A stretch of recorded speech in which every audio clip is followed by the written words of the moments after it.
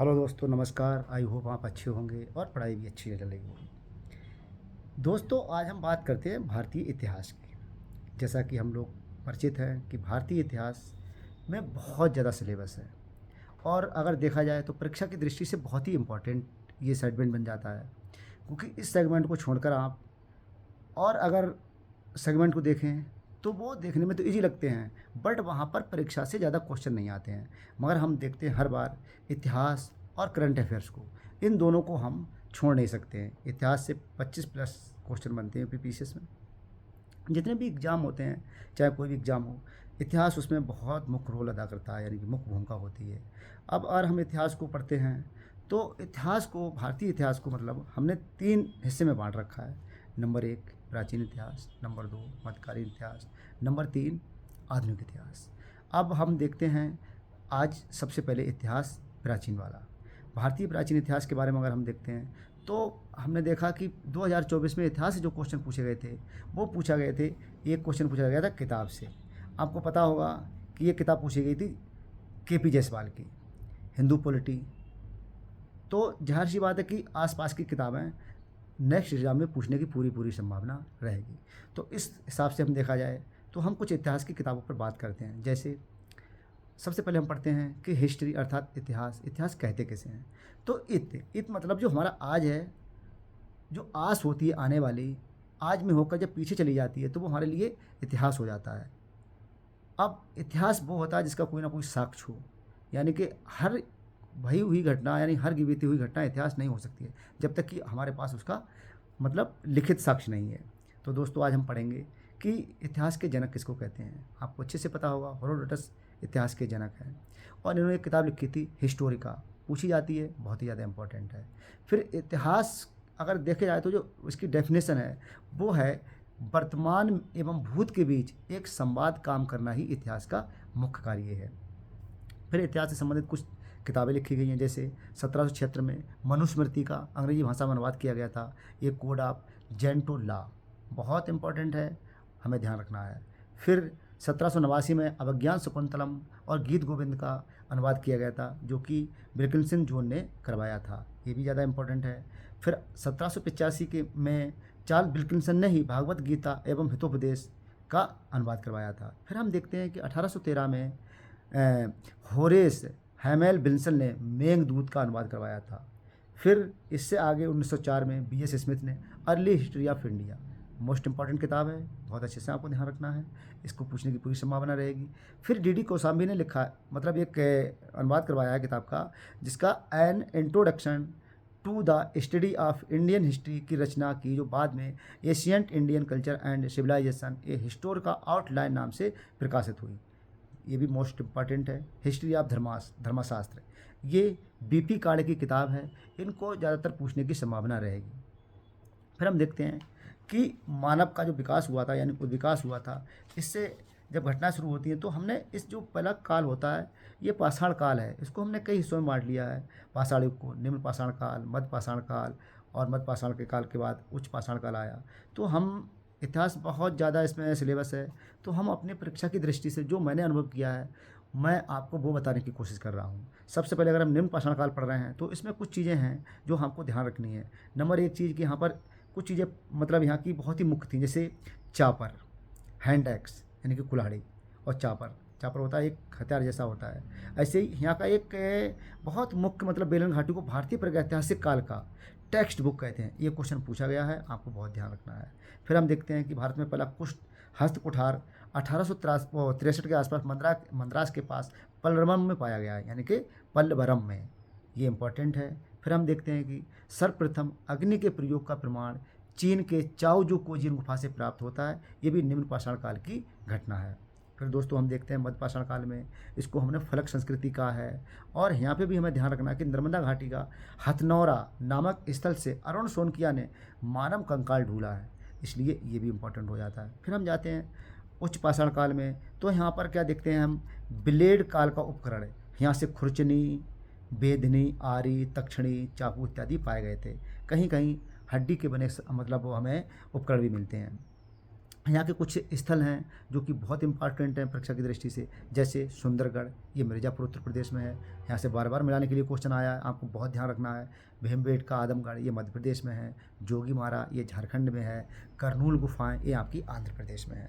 फिर हम देखते हैं मध्यपाषाण काल में ही कि मध्य प्रदेश के आदमगढ़ पर राजस्थान के बागौर से पशुपालन के प्रारंभिक साक्ष्य प्राप्त हुए हैं। हमको बहुत अच्छे से ध्यान रखना है। इसी युग में मिसाइल प्रक्षेपास्त्र, यानी कि मिसाइल नोकदार चीज़ें, यानी टेक्नोलॉजी का विकास हुआ था, जैसे भाला है, धनुष है, बाण है। तो यहाँ पे हमें ध्यान रखना है। फिर हम दोस्तों पढ़ते हैं यहीं पर इसी में नवपाषाण काल, मतलब इसी में उच्च पाषाण काल, मध्यपाषाण काल में ही हम देखते हैं कि कुछ चीज़ें हैं। जैसे इस काल में मानव के कंकाल का सबसे पहला अवशेष प्रतापगढ़, यानी कि उत्तर प्रदेश के सराय नाहर, यानी कि सराय नाहर, राय, दमदमा व महदा से प्राप्त हुए हैं। फिर हमको ध्यान रखना है कि एक ही पंक्ति में 3 समाधान के साक्ष्य भी सराय नाहर से ही प्राप्त हुए हैं। अगले हमें ध्यान देना है, चौपानी मांडव से स्थायी जीवन के साक्ष्य मिलने के प्रमाण हमको प्राप्त हुए हैं। ठीक है, फिर हम देखते हैं यहीं पर अग्नि का प्रयोग मध्य पाषाण काल और पुरापाषाण काल को एक दूसरे से अलग कर, यानी पुरापाषाण काल को मध्य पाषाण काल से अग्नि ही का आविष्कार हमें अलग करता है। फिर हम नवपाषाण काल में पढ़ते हैं, इसकी कुछ चीज़ें बहुत ही इंपॉर्टेंट है। जैसे नवपाषाण काल प्राचीनतम बस्तियाँ पाकिस्तान के स्थित बलूचिस्तान में प्राप्त हुई हैं, ये हमें ध्यान रखना है। यहीं से कृषि का प्राचीनतम साक्ष्य मिला है इसी काल में, नवपाषाण काल में।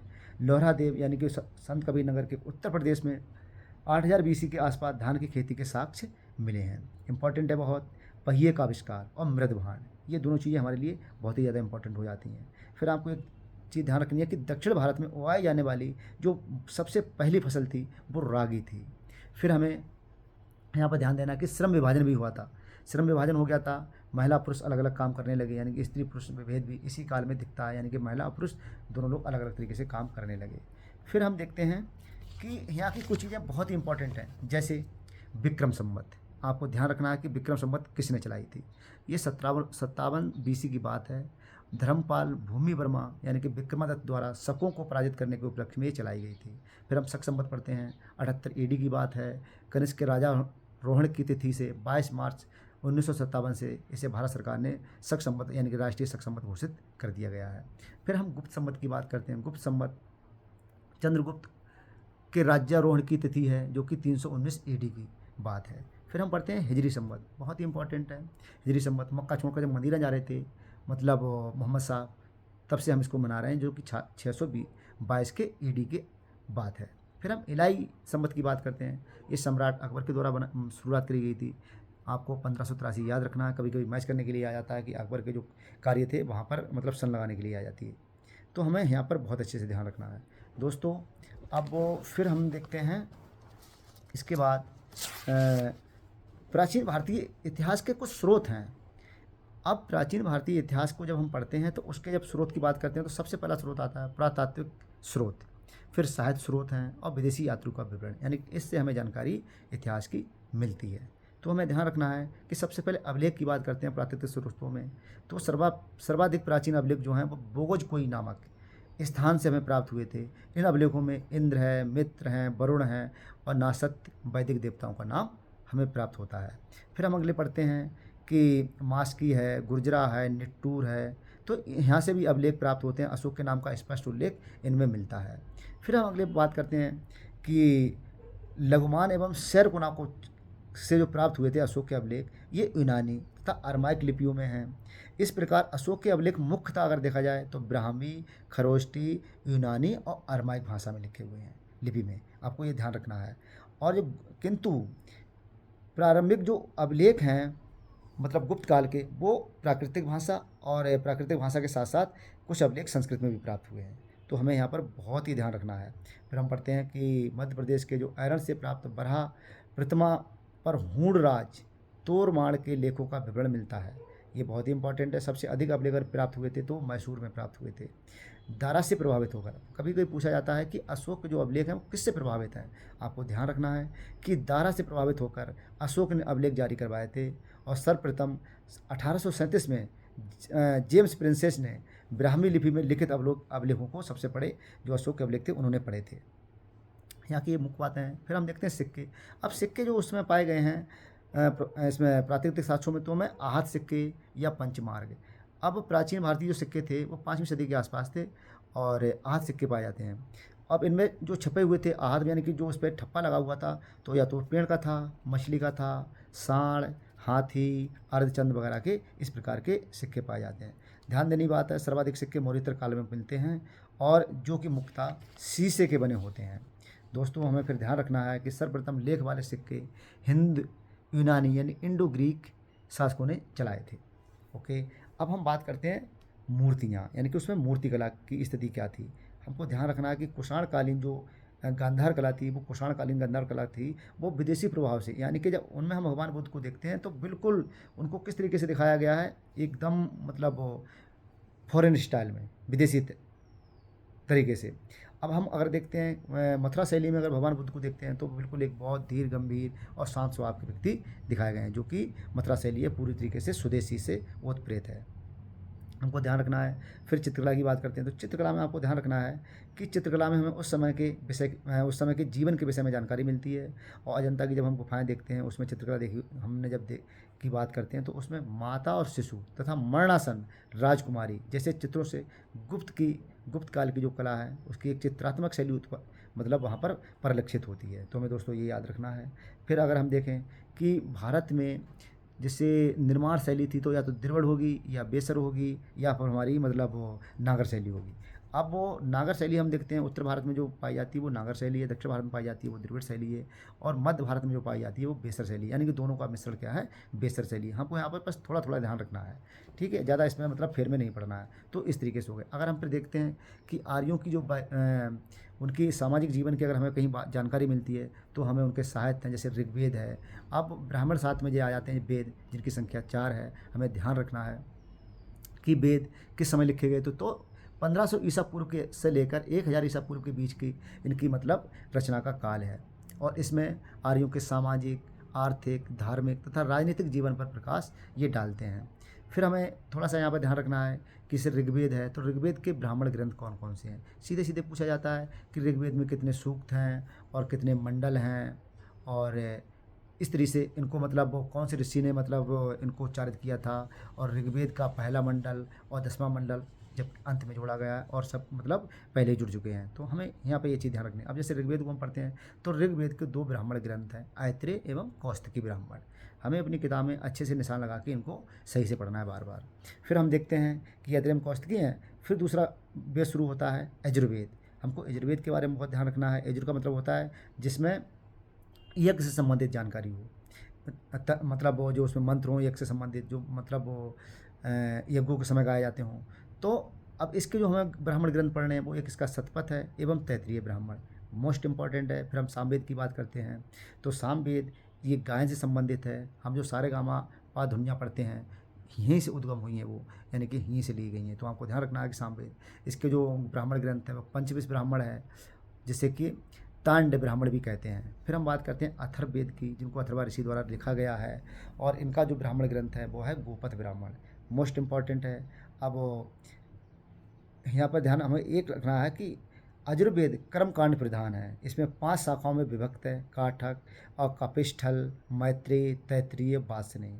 फिर दोस्तों हमें याद रखना है कि अजुर्वेद गद्य एवं पद दोनों में लिखा गया। सीधे सीधे क्वेश्चन पूछ लिया जाता है।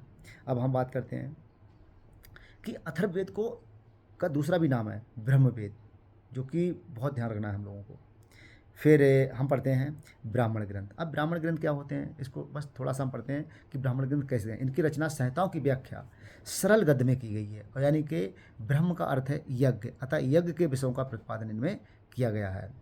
अब अगले हम पढ़ते हैं अरण्यक। अरण्यक का आपको ध्यान रखना है कि ये ब्राह्मण ग्रंथ का अंतिम भाग है, इनको अरण्यक कहते हैं, और इसमें यज्ञवाद के स्थान पर चिंतनशील ज्ञान के पक्ष की अधिक बल दिया गया है। यानी कि अरण्यक में क्या है, आपको ध्यान रखना है कि इसमें यज्ञवाद के स्थान पर चिंतन की बात की गई है, ठीक है। फिर हम उपनिषद की बात करते हैं, और उपनिषद का अर्थ होता है कि गुरु के समीप बैठना, यानी कि उससे शिक्षा प्राप्त करना। और उपनिषद अरणों के पूरक एवं भारतीय दर्शन के प्रमुख स्रोत हैं। बस इतना ही ध्यान रखना है, ज़्यादा ध्यान नहीं रखना है। भारत का राष्ट्रीय आदर्श वाक्य है वो सत्यमेव जयते मुंडको उपनिषद से लिया गया है। बहुत बार पूछा गया है, ज़्यादातर आप लोगों को पता होगा। उपनिषदों की संख्या 108 मानी गई है, और इसमें कुछ ध्यान रखना है हमें, शायद इससे पूछा भी नहीं जाता है, बस यहाँ पर वेदांग पूछे जाते हैं। अब वेदांग की संख्या क्या है, 6 है वेदांग की संख्या। अब उसको शिक्षा, कल्प, व्याकरण, निरुक्त, ज्योतिष एवं छंद। अब जिसमें ऐसे पूछा जाता है कि शिक्षा से संबंधित क्या होता है, शिक्षा क्या है, तो शिक्षा जो वेदांग है इसको कहते हैं सुरों के शुद्ध उच्चारण को हम शिक्षा कहते हैं। कल्प, कल्प का मतलब होता है वैसे हाथ, कल्प माने होता है, इसका शाब्दिक अर्थ है हाथ। और जिनमें विधि एवं नियम का उल्लेख किया हुआ है। व्याकरण, इसमें धातु यानी कि कैसे करके शब्दों की रचना की गई है, क्या धातु हैं, तो इस तरीके से हमें इसको याद रखना है। फिर दोस्तों अगले हम ध्यान देते हैं कि निरुक्त, निरुक्त अर्थ होता है बताने वाले शास्त्र को निरुक्त कहते हैं। शब्दों का अर्थ बताने वाले शास्त्र को हम क्या कहते हैं, निरुक्त। शाब्दिक अर्थ होता है कान। छंद आपको बहुत अच्छे से पता होगा, वैदिक साहित्य में गायत्री और तुष्टुप जगती बृहति आदि जो मतलब छंदों का प्रयोग होता है। छंदों का शाब्दिक अर्थ है पैर। और फिर ज्योतिष, ज्योतिष का मतलब है कि भविष्य के बारे में सोचना, ठीक है, जिसकी तुलना आँख से की गई है। बस यहाँ पे इतनी बात ध्यान रखने योग्य है। फिर हम अगले पढ़ते हैं यज्ञ बलक स्मृति। ये आपको पिछली बार पूछा गया है कि इसमें क्या चीज़ है, तो इसको ध्यान रखना है कि टीकाकार विश्वरूप यानी कि विज्ञानेश्वर, मिताक्षरा एवं अपरार्क आदि हैं। याज्ञवल्क स्मृति के टीकाकार कौन है, विश्वस्वरूप, विज्ञानेश्वर, जिनको हमने कहा गया मिताक्षरा। बस सीधे सीधे इतना ध्यान रखना है कि याज्ञवल्क स्मृति मिताक्षरा। अब वो महाभारत को हम पढ़ते हैं। महाभारत और हमारे जो महाकाव्य हैं दो, महाभारत और रामायण, इनके बारे में अगर हम देखें तो महाभारत की रचना वेद व्यास ने की है। बहुत अच्छे से ध्यान रखना है इनको। और इसमें श्लोकों की संख्या 24,000 है। और भारत नाम से प्रसिद्ध इसमें प्राचीनतम वैदिक जो जन हैं भरत, उनके बारे में इसमें मतलब जिक्र किया गया। अब महाभारत को जो हम देखते हैं तो महाभारत में जो जातियां हैं वो कौन कौन सी हैं, आपको यह ध्यान रखना है कि शक एवं पारसी को हूण, 4 जातियां थी जिनके बीच संघर्ष की कहानी है इसमें। ये बिल्कुल एनसीईआरटी के शब्द हैं। अब हम देखते हैं कि महाभारत कितने पर्वों में बटा हुआ है। ये 18 पर्वों में है। इसका छठा पर्व बहुत ही इंपॉर्टेंट है क्योंकि इसमें कर्म भक्ति ज्ञान का उल्लेख किया गया है। और गीता का जो अवतारवाद है और गीता है वो यहीं से लिए गए हैं। यानी कि सीधे सीधे अगर पूछी जाए कि महाभारत कितने दिन तक चला तो 18 पर्व है, 18 दिन तक ये चला था। और छठा पर्व इसका बहुत ही इंपॉर्टेंट है, छठा भीष्म पर्व है। वहीं से गीता का ज्ञान और अवतारवाद की धारणा हमने ली है। अब हम रामायण महाकाव्य की बात करते हैं। ये महर्षि वाल्मीकि द्वारा लिखी गई है। इसमें शुरू में 6,000 श्लोक थे, फिर 12,000 हुए, फिर 24,000 वर्तमान में इसमें श्लोक हैं, जो कि 5वीं ईसवी सदी के ईसा पूर्व की सदी के आसपास ये लिखी गई है। अब रामायण हमारा आदि काव्य है। इसमें हमें ध्यान रखना है कि इसमें कौन कौन सी जातियों के बारे में हमें जानकारी मिलती है। तो इसमें जो हम देखते हैं रामायण में तो हिंदुओं तथा इब्नुओं और शकों के संघर्ष का विवरण मिलता है। तो ये बिल्कुल एनसीईआरटी की जानकारी है। मौर्य काल की विष्णु पुराण, अब जब हम देखते हैं मौर्य वंश की जानकारी कहाँ से मिलती है तो विष्णु पुराण से। आंध्र सातवाहन तथा शुंग वंश के लिए मत्स्य पुराण बहुत ही इंपॉर्टेंट है। गुप्त वंश के लिए वायु पुराण का विशेष महत्व है। ये पुराण है, इनमें किन किन के बारे में जानकारी मिलती है। फिर हम बात करते हैं ब्राह्मणेतर साहित्य, यानी कि ब्राह्मणेतर साहित्य के अतिरिक्त जो चारों वेद हैं इनके अतिरिक्त कौन कौन से साहित्य हैं। तो इसमें आपको ध्यान रखना है कि बौद्ध साहित्य बहुत फेमस हुए हैं, जिनको हम त्रिपिटक कहते हैं। सुत्त पिटक, विनय पिटक और अवधम पिटक, ये तीनों त्रिपिटक बहुत ही इंपॉर्टेंट है। आपको ध्यान रखना है कि सुत्त पिटक जो कि बौद्ध धर्म का एनसाइक्लोपीडिया कहा गया है, ये मोस्ट इंपॉर्टेंट है। इसमें धार्मिक विचारों यानी बुद्ध के धार्मिक विचारों का ये संग्रह है। विनय पिटक की बात करते हैं, बौद्ध के नियम इसमें हैं कि उनके आचार नियम क्या रहेंगे, ये इंपॉर्टेंट है। फिर हम दोस्तों देखते हैं अभिधम पिटक, ये बौद्ध दर्शन है। इसमें दार्शनिक सिद्धांतों की विवेचना की गई है। ये आपको ठीक से ध्यान रखना है। फिर हम देखते हैं कि जातक कथाओं की बात हुई जिनकी संख्या लगभग 550 है। ये इतना इंपॉर्टेंट नहीं है। अब आपको ध्यान क्या रखना है कि प्राचीन बौद्ध ग्रंथ पाली भाषा में है। पाली भाषा में लिखे गए बौद्ध ग्रंथों को द्वितीय या प्रथम शताब्दी ईसा पूर्व माना जाता है। बुद्ध घोष द्वारा विरचित यानी कि रचित ग्रंथ विशुद्धि मग बौद्ध धर्म के हीन शाखा से संबंधित है। क्वेश्चन पूछा गया है, मोस्ट इंपॉर्टेंट है। अब हम देखते हैं कि पिछली बार एक क्वेश्चन पूछा गया, पिछले साल पूछा गया था कि पाली भाषा का जो महत्वपूर्ण ग्रंथ है मिलिंद पानु, इसमें किसके किसके बीच की बात की गई। एक नांगशेन है, उनके द्वारा ये रचित है। और यूनानी राजा मिनांडर यानी कि मिनांडर और बौद्ध भिक्षु नांगशेन का दार्शनिक इसमें वार्तालाप है, बहुत ही इंपॉर्टेंट है। फिर हम पढ़ते हैं आगंत्र निकाय। आगंत्र निकाय जो है उसमें 16 महाजनपदों की जानकारी मिलती है दोस्तों। अब संस्कृत में लिखे गए बौद्ध ग्रंथों में वस्तु एवं ललित विस्तार बहुत ही इंपॉर्टेंट है, आपको ध्यान रखना है इनके लिए। संस्कृत भाषा में लिखे गए बौद्ध ग्रंथों में, अब बौद्ध ग्रंथ पाली भाषा में लिखे गए मगर कुछ संस्कृत भाषा में भी लिखे गए हैं, जैसे अश्व घोष की रचनाएं हैं बुद्धचरित, सौंदरानंद, सारी पुत्र प्रकरण, ये बहुत ही इंपॉर्टेंट है, बार बार ये किताबें पूछी गई हैं। अब आपको ध्यान रखना है, जैन धर्म का प्रारंभिक जो इतिहास है वो कल्पसूत्र से प्राप्त होता है। और जैन धर्म की जो रचना की गई है जैन धर्म की, वो प्राकृतिक भाषा में की गई है। प्राकृतिक भाषा का मतलब है कि सामान्य जन की भाषा। दोस्तों हमें यहाँ ध्यान रखने वाली ये मुख्य बातें हैं। फिर हम देखते हैं जो मैंने देखा है कि मौर्यकालीन इतिहास एवं राजनीतिक विज्ञान के जो जानकारी मिलती है, अर्थशास्त्र का ग्रंथ है मौर्यकालीन इतिहास एवं राजनीति की जानकारी जो मिलती है वो अर्थशास्त्र नामक ग्रंथ से हमें प्राप्त होती है। और फिर यहाँ पे भी ध्यान रखना है कि अर्थशास्त्र को पूछा गया कि ये कितने अधिकरण में यानी कि कितने खंडों में बटा हुआ है, तो आपको ध्यान रखना है ये 15 खंडों में बटा हुआ है। और ये क्वेश्चन पूछने की पूरी पूरी संभावना रहेगी। अब हम देखते हैं अगली किताब, मुद्रा राक्षस लिखी गई थी विशाख दत्त द्वारा। वहीं पर कथा सत्य सागर सोमदेव ने लिखी है, मोस्ट इम्पॉर्टेंट है। क्षेमेंद्र की लिखी हुई किताब बृहत कथा मंजरी, ये मौर्य काल की कुछ घटनाओं पर प्रकाश डालती है। दोस्तों यहाँ पर हमें बहुत अच्छे से ध्यान देना है कि पतंजलि के महाभास एवं कालिदास कृत मालविकाग्निमित्रम से शुंग काल के विषय में हमें जानकारी मिलती है। शुंग के बारे में हमें जानकारी मिलती है। वहीं पर एक किताब लिखी गई है बृहस्पति जो को शूद्रक ने लिखा है। ये भी किताब हमारे लिए परीक्षा की दृष्टि से बहुत महत्वपूर्ण है। फिर एक किताब लिखी गई है यहाँ पर अगले ऐतिहासिक जीवनियों का अश्व घोष ने बुद्ध चरित्र लिखा है। बहुत ही इंपॉर्टेंट है अश्व घोष कि बुद्ध चरित्र, बाणभट्ट का हर्ष चरित्र, बागपति का गौड़बाहो, बिल्लड़ का विक्रमांग देव चरित्र, रामचरित्र, ये बहुत इंपॉर्टेंट है, आपको ध्यान रखना है। हेमचंद्र ने किताब लिखी थी कुमारपाल चरित्र। ये किताबें बार बार पूछी गई हैं। फिर आप दोस्तों आपको ध्यान रखना है कि 13वीं शताब्दी के आरंभ में अरब लोगों ने अरबी सिंध का इतिहास लिखा, जिसमें फ़ारसी अनुवाद चचनामा एक नामक पुस्तक है, उसको लिखा है मोहम्मद अली बिन अबू बकर ने। ये किताब बहुत बार पूछी गई है, इसको हमें बहुत अच्छे चचनामा बहुत बार पूछा गया है। ठीक है, फिर हम अगले पढ़ते हैं कि अगर इतिहास की हमें जानकारी मिलती है वो विदेशी यात्रियों से मिलती है। विदेशी यात्रियों के बारे में हमें ध्यान रखना है कि कौन कौन से विदेशी यात्रियों की हमें जानकारी रखनी है। हम देखते हैं कि हेरोडोटस को, जो कि इतिहास का पिता कहा गया है, हिस्टोरिका नामक इन्होंने बुक लिखी है। फिर उसी समय हमें ध्यान देना है कि सिकंदर के समकालीन कुछ लेखक थे, जैसे निरियाकस था, आनिसेक्रेटस था, अरिस्टोबुलस, ये लेखक बहुत इंपॉर्टेंट थे। सीधे सीधे पूछा जाता है कि सिकंदरकालीन कौन कौन से मतलब लेखक थे, तो उसमें नाम दे देंगे 3, एक फालतू रख दिया जाएगा, तो आपको ये भी ध्यान रखना है। सिकंदर के बाद के लेखकों में 3 राजदूत आए थे भारत में, जो मैग्नेस्थिस था, डाइमिकस था, डायनोसियस था। ये किसके दरबार में आए थे? ये मौर्य चंद्रगुप्त के दरबार में आए थे। आपको बहुत ध्यान रखना, मौर्य दरबार में आए थे।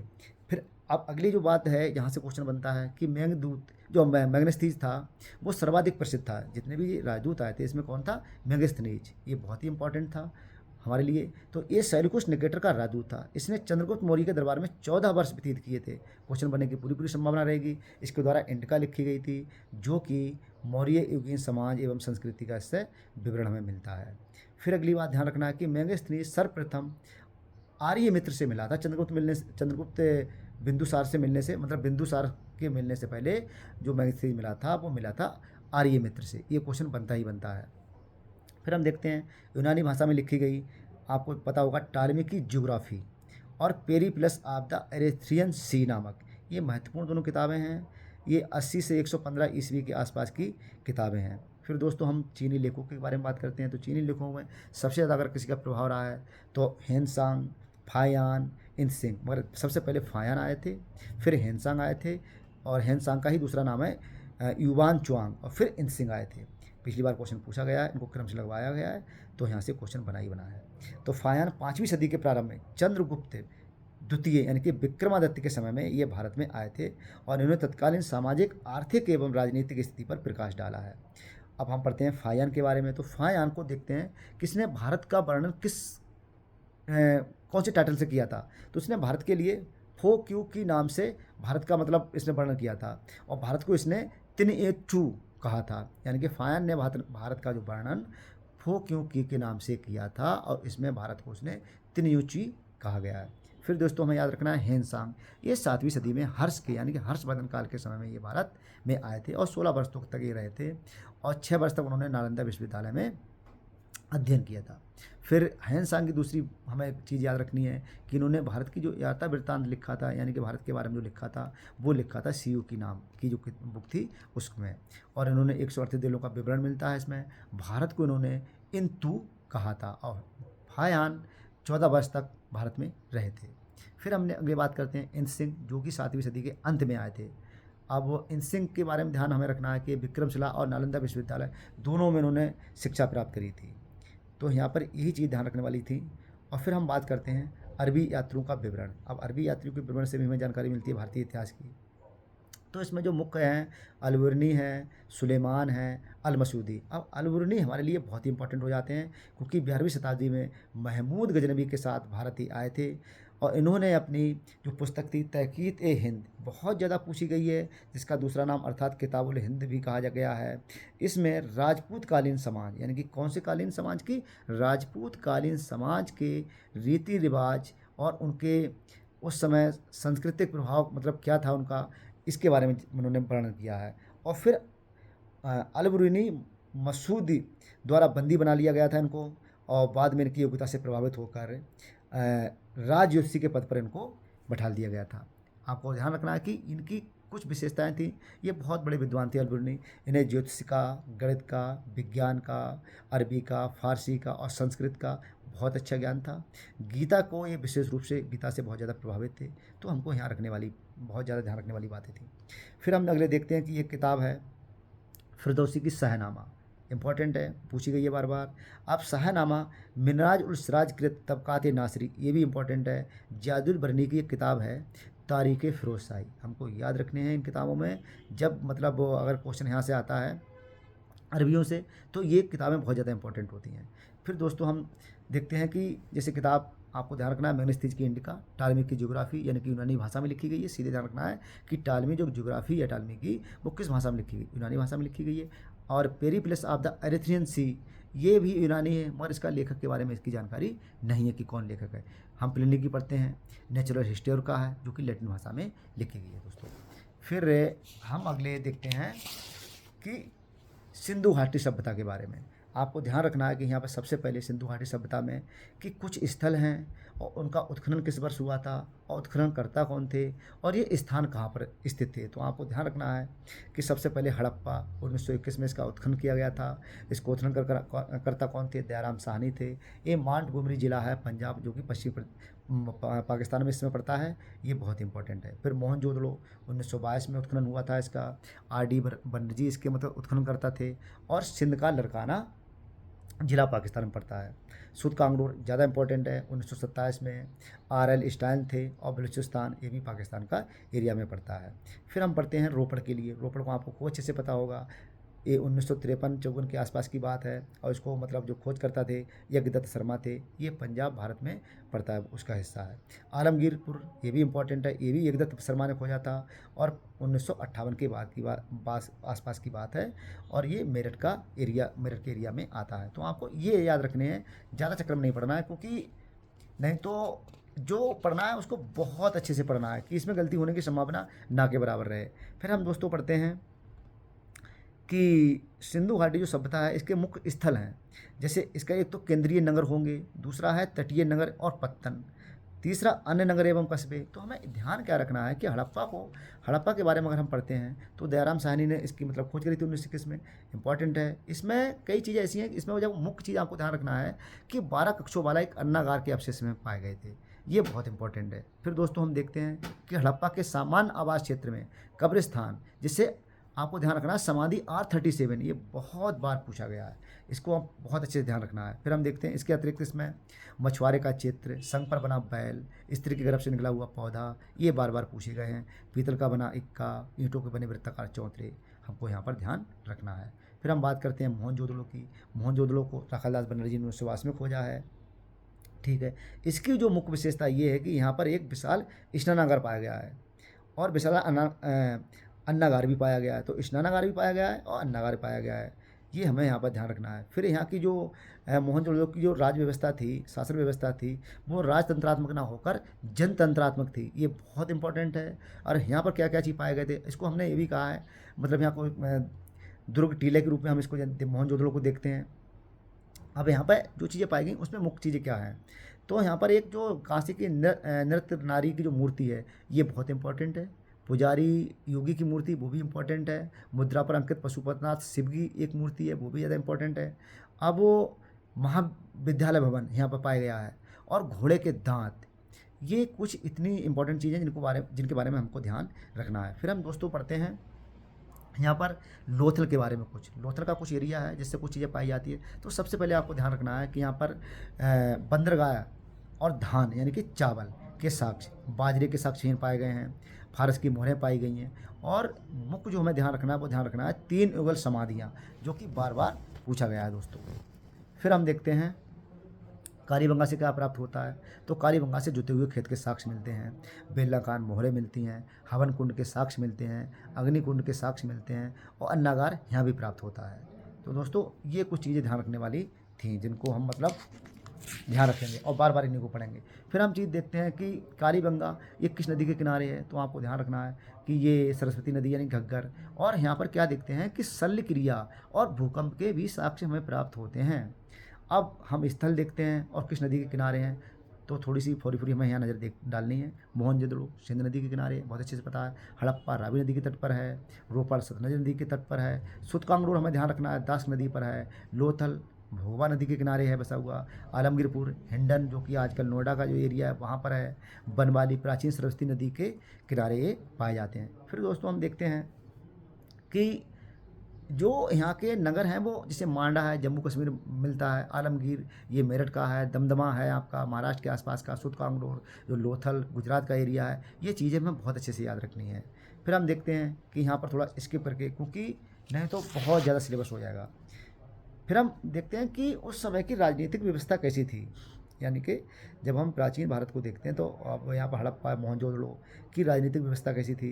तो हड़प्पा संस्कृति के व्यापक विकास को देखने से ऐसा लगता है कि यहाँ की जो व्यवस्था थी वो केंद्रीय शक्ति संचालित होती थी, यानी केंद्रीय सेंट्रलाइज थी। आपको बस इतना ध्यान रखना है। धार्मिक जीवन कैसा था, तो आपको ये भी ध्यान रखना है कि वहाँ की धार्मिक जीवन कैसा था।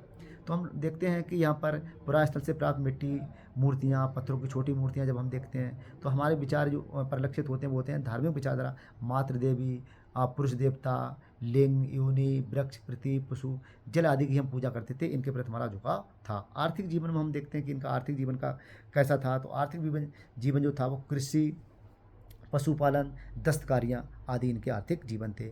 वहाँ की कुछ फसलें थीं जैसे चावल, गुजरात राजस्थान गेहूँ की 3 किस्में, जौ है, खजूर, तरबूज, मटर, राई, इस तरीके की चीज़ें वहाँ पर पाई जाती हैं। अब आपको ध्यान रखना है कि उस समय कुछ आयात की जाने वाली वस्तुएं थीं। कौन सी वस्तु कहाँ से आयात की जाती थी, तो आपको ये भी बड़ा अच्छे से ध्यान रखना है कि टिन है बहुत इंपॉर्टेंट था उस समय। कहाँ से आयात किया जाता है, उसका क्षेत्र कौन सा था जहाँ से टिन प्राप्त की जाती थी। ईरान और अफगानिस्तान। ईरान मतलब मध्य एशिया का, और अफगानिस्तान।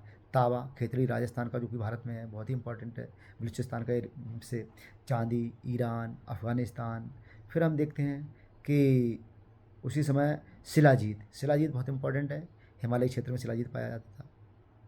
अब कभी कभी इस पर बहस रहती है, क्वेश्चन आ जाता है कि जो हमारी हड़प्पा संस्कृति थी ये नष्ट कैसी हुई होगी। तो लोगों ने अपने अपने विचार व्यक्त किए। तो उसमें कुछ विचार बहुत ही ज़्यादा मुख्य हैं, उनको हमें ध्यान रखना है कि इसमें कई विचार व्यक्त करे गए। जैसे गार्डन चाइल्ड व्हीलर एवं स्टूवर्ट पिगट ने कहा है कि बाह्य या आर्यों का आक्रमण से ये अर्थव्यवस्था मतलब ये संस्कृति नष्ट हुई थी, यानी हड़प्पा संस्कृति जो थी वो ऐसे नष्ट हुई थी।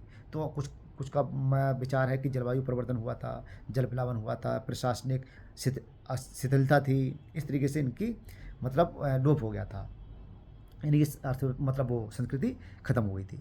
फिर हम दोस्तों देखते हैं कि वैदिक संस्कृति की हमने शुरू में पढ़ लिया था कि वेद हैं, 4 हमारे वेद हैं।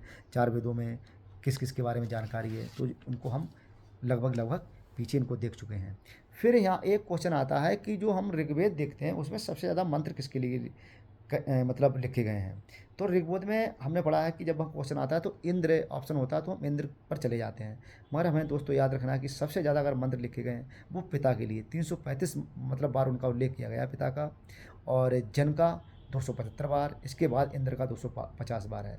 तो हमको ध्यान रखना है कि अगर इंद्र आ रहे हैं तो इंद्र को लगाएंगे, अगर जन या पिता आए तो पहले हम पिता को रखेंगे, फिर जन, फिर इंद्र के बारे में हम बात करेंगे। तो ये बहुत मतलब ध्यान रखने वाली बात है। फिर हम देखते हैं कि उसी समय यहाँ की जो आर्यों का मूल निवास था, तो कुछ विद्वानों ने बताया कि आर्य कहाँ से आए थे। तो इसमें हमें ध्यान रखना है कि दयानंद सरस्वती जी कहते हैं कि ये तिब्बत एरिया से भारत में आए थे। और एक विचार है, ये मैक्स मूलर कहते हैं कि ये मध्य एशिया नहीं बैक्टीरिया से आए थे। तीसरे विचारक हैं बाल गंगाधर तिलक, उन्होंने कहा ये उत्तरी ध्रुव से भारत में आए हैं। बस हमको इतना ध्यान रखना है दोस्तों। अब हम इसी जो हम देखते हैं कि आर्य जो आए थे, इनका आर्यों के प्रारंभिक इतिहास की जो जानकारी हमें मिलती है, तो वो मिलने से हमें ऐसा पता चलता है कि ऋग्वेदिक काल में उस समय की जो सबसे प्राचीन पवित्र नदी रही हुई है, वो सरस्वती नदी है।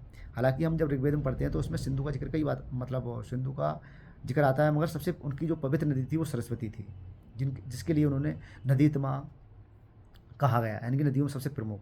ऋग्वेद काल की सर्वाधिक महत्वपूर्ण नदी सिंधु है, मगर इनकी पवित्र नदी जो थी वो कौन सी थी, आपको बहुत अच्छे ध्यान रखना, सरस्वती। क्वेश्चन यहाँ से बनता है, गलती होने की बहुत संभावना रहती है। फिर हम देखते हैं ऋग्वेद में नदी सूक्त में ब्यास यानी कि बिपाशा को परगणित नदी कहा गया है, परगणित नदी। आपको ध्यान रखना है, सप्तसंदम प्रदेश जो है वो आर्यों का निवास स्थान था, सप्तसंदम जगह जो थी। फिर हम देखते हैं कि आर्यों की राजनीतिक व्यवस्था कैसी थी, तो आपको ध्यान रखना है कि राजनीतिक व्यवस्था उनकी थी पितृसत्तात्मक, ना कि मातृसत्तात्मक। अब उस समय ऋग्वेद में आर्यों के 5 कबीले थे जिनके बार बार नाम पूछे जाते हैं, तो आपको ध्यान रखना है अनु, द्रोहु, पुरु, तुर्वस तथा इदु। दोस्तों ये हमें बहुत अच्छे से ध्यान रखना है। और ऋग्वेदिक काल में राजा का पद आनुवांशिक हो चुका था, ये हमें ध्यान रखना है बहुत अच्छे से। फिर हम देखते हैं कि उसी समय एक युद्ध हुआ था, युद्ध हुआ था। अब वो युद्ध के राजा के पास सेना होती थी, जैसे युद्ध होता था तो राजा के पास एक सेना होती थी जिसको हमने सरद, ब्रात और गढ़ आदि हम इसको नाम से जानते हैं। और उसी समय युद्ध हुआ था। हाँ, दासराज युद्ध का वर्णन हमें मिलता है, जो 5 आर्य थे, आर्यों के समय में हमें दासराज युद्ध का वर्णन मिलता है, जो कि ऋग्वेद के 7वें मंडल में है। हमको बहुत अच्छे से ध्यान रखना है। और ये युद्ध संभवतः, मुझे लग रहा है उसमें किताब में दिया हुआ है कि ये संभवतः पानी के लिए लड़ा गया युद्ध था। ये पुरुषनी नदी के तट पर लड़ा गया था और इसमें दास राग युद्ध में सुदास की विजय हुई थी। पराजित जनों में सबसे प्रमुख जो था, तो वो था प्रमुख जन वो थे, वो पुरु थे। ये यहाँ पर ध्यान रखने वाली बात है बस। अब हम देखते हैं कि उसी समय ऋग्वैदिक काल में कुछ संस्थाएं थीं, जैसे विदत। ये आर्यों की सर्वाधिक प्राचीन संस्था थी। क्वेश्चन यहाँ ध्यान रखना है कि विदत आर्यों की सबसे प्राचीन संस्था थी और जनसभा इसे कहा जाता था। और जो सभा होती थी ये श्रेष्ठ यानी कि अभिजात वर्ग की एक संस्था होती थी, और इसका उल्लेख उत्तर काल में हमें मिलता है। सभा का हमें ध्यान रखना है कि राजसभा के रूप में हम इसको याद कर सकते हैं कि राज्यसभा में जो संभ्रांत लोग होते हैं, अभिजात वर्ग के लोग होते हैं, वो राज्यसभा में चुन के जाते हैं। तो ऐसे में ध्यान रखना है। फिर हम देखते हैं समिति। ये केंद्रीय राजनीतिक सत्ता यानी कि केंद्रीय राजनीतिक संस्था थी। ये सामान्य जन का प्रतिनिधित्व होती थी, क्योंकि इनका चुनाव सीधे जनता के द्वारा होता था।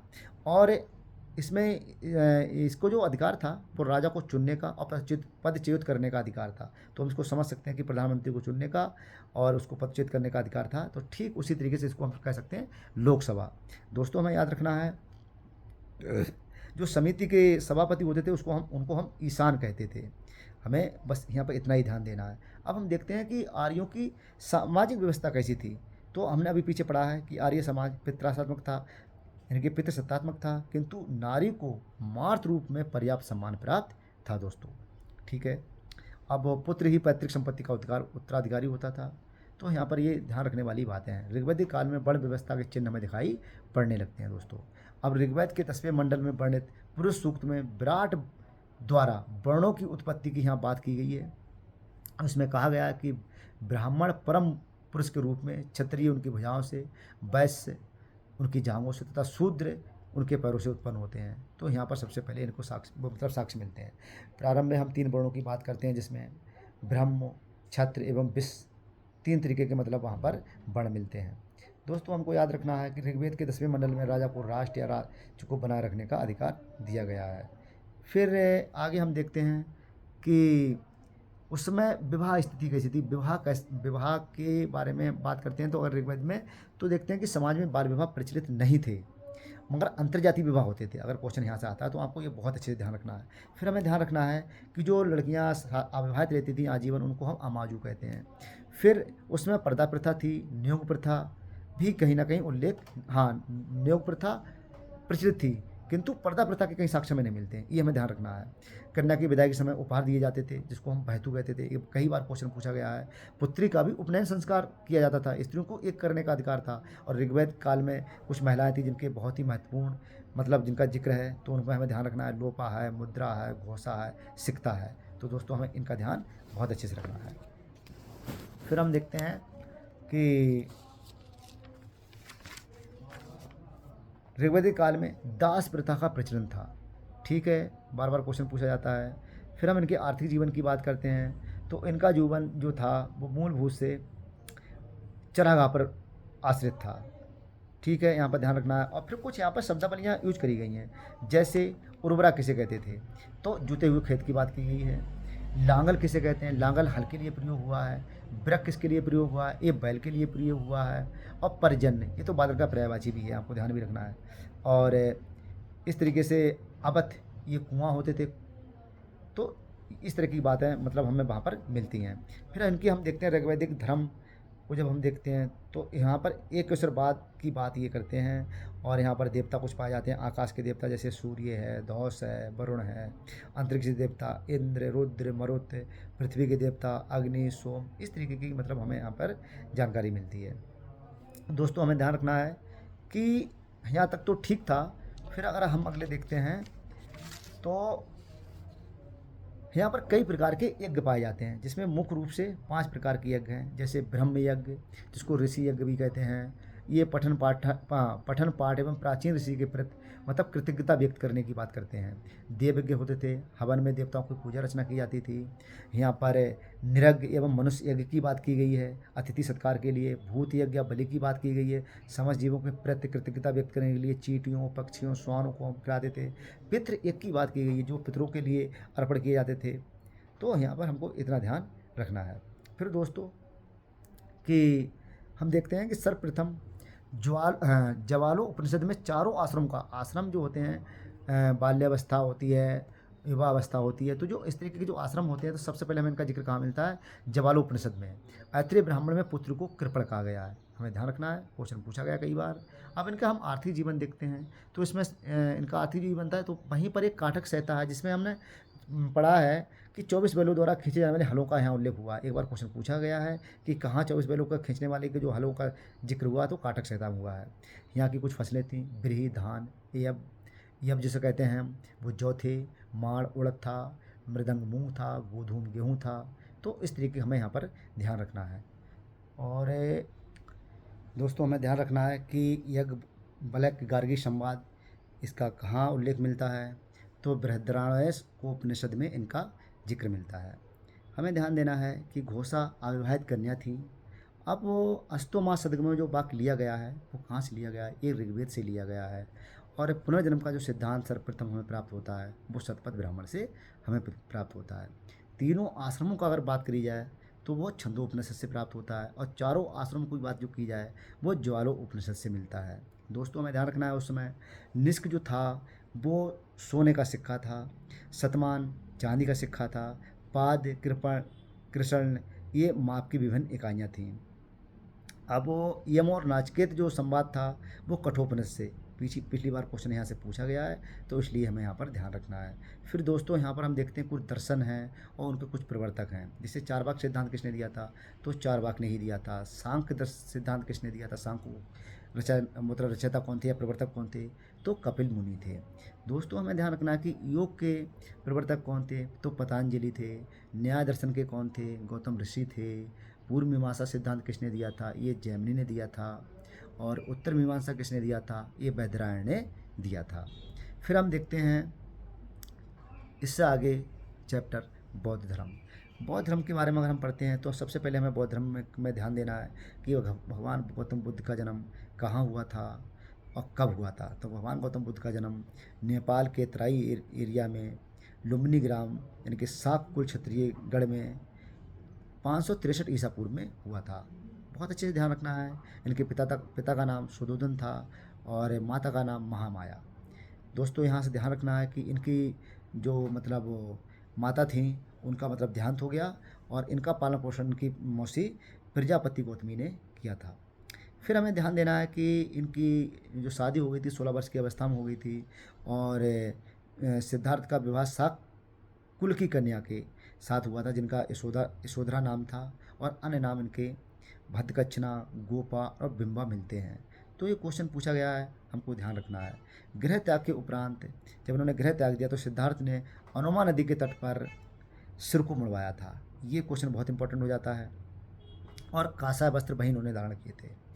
तो अब हम देखते हैं कि सबसे पहले ये किसके आश्रम गए थे। तो सबसे पहले आलार कलाम, जो उनको इन्होंने पहला गुरु माना था, जो सांख्य दर्शन से संबंधित थे, उनके पास गए थे। रुद्र का रामपुत्र नामक सन्यासी के आश्रम में आए थे। फिर हमें ध्यान देना है यहाँ पर कि 6 वर्ष तक अथिक परिश्रम एवं घोर तपस्या के बाद 35 वर्ष की अवस्था में वैशाख पूर्णिमा की रात में पीपल यानी कि बट वृक्ष के नीचे और निरंजना नदी यानी कि पुनपुन नदी के तट पर इनको ज्ञान की प्राप्ति हुई थी। फिर हमें ध्यान रखना, ज्ञान की प्राप्ति के बाद ये गौतम बुद्ध के नाम इनका पड़ गया था। फिर सबसे पहले इन्होंने जो अपना मतलब वो प्रवचन दिया था वो सारनाथ आए थे ये सबसे पहले। अब इन्होंने यहाँ पर 5 सन्यासियों को उपदेश दिया था। इनको प्रथम उपदेश था, जिसके लिए शब्द का एक प्रयोग होता है, धर्म चक्र प्रवर्तन नाम से इनको जाना जाता है। यानी कि जो पहला उपदेश था उसको हमने क्या कहा था, धर्म चक्र प्रवर्तन। अब महात्मा बुद्ध के 2 शूद्र शिष्य थे जिनके नाम हमें ध्यान रखना है, तपस और कल्लिक। क्वेश्चन यहाँ से पूछे गए हैं। अब अगला क्वेश्चन बनता है कि बुद्ध ने अपने जीवन के सर्वाधिक जो उपदेश दिए थे वो कहाँ दिए थे। बहुत बार पूछा जाता है, वो कौशल दिए थे। और कौशल जैन और बौद्ध दोनों के लिए बहुत ही ज़्यादा प्रसिद्ध है। अब उनकी कौशल की राजधानी श्रावस्ती में है और इन्होंने मगध को अपने प्रचार का केंद्र बनाया था। मगध प्रचार का केंद्र था और सर्वाधिक जो उपदेश दिए थे वो कौशल में दिए थे और श्रावस्ती इनका प्रचार का केंद्र था। प्रचार केंद्र इनका मगध था और श्रावस्ती वहाँ की राजधानी थी कौशल की। ये बस ध्यान रखना है। अब बुद्ध के पूछे जाते हैं इनको मतलब सपोर्ट करने वाले कौन कौन से राजा थे। तो आपको ये ध्यान रखना कि जो शासक इनको मतलब संरक्षण दिए थे वो बिम्बिसार और प्रसेनजित तथा उदयन, इन्होंने इनको संरक्षण दिया था। फिर बुद्ध के प्रधान से सम पढ़ते हैं कि एक आनंद थे, उपाली थे और सारनाथ। फिर भगवान बुद्ध जो अपने जीवन के अंतिम पड़ाव पर किस नदी के किनारे गए थे, तो हिरण्यवती नदी थी, जहाँ पर कुशीनारा जगह है, कुशीनारा डिस्ट्रिक्ट है वर्तमान समय में कुशीनगर। वहाँ पर 483 ईसा पूर्व में इनको 80 वर्ष की अवस्था में महापरिनिर्वाण प्राप्त हुआ था। अब मृत्यु से पूर्व कुशीनगर के परव्राजक सुबुद्ध को उन्होंने अपना अंतिम उपदेश दिया था। तो ये पूछा जाता है कि भगवान बुद्ध ने अंतिम उपदेश किसको दिया था, वो सुबुद्ध को दिया था। अब देखते हैं हम यहाँ पर इनके कुछ बौद्ध धर्म के जो रतन हैं वो हमें ध्यान देना है कि सबसे पहले बुद्ध में 3 रतन हैं, वो बुद्ध है, धम्म है, संघ है। और इनके 4 आर्य सत्य हैं, हमें ध्यान रखना है 4 आर्य सत्य कौन कौन से हैं। दुख है, दुख का समुदाय है, दुख निरोध है और दुख निरोध गामिनी प्रतिपदा यानी कि दुख निवारण मार्ग अर्थात अष्टांगिक मार्ग की इन्होंने बात की है। फिर हमें दोस्तों याद रखना है कि अष्टांगिक मार्ग के 3 मुख्य भाग हैं। सबसे पहले प्रज्ञा ज्ञान है, दूसरा शील है, तीसरा समाधि है।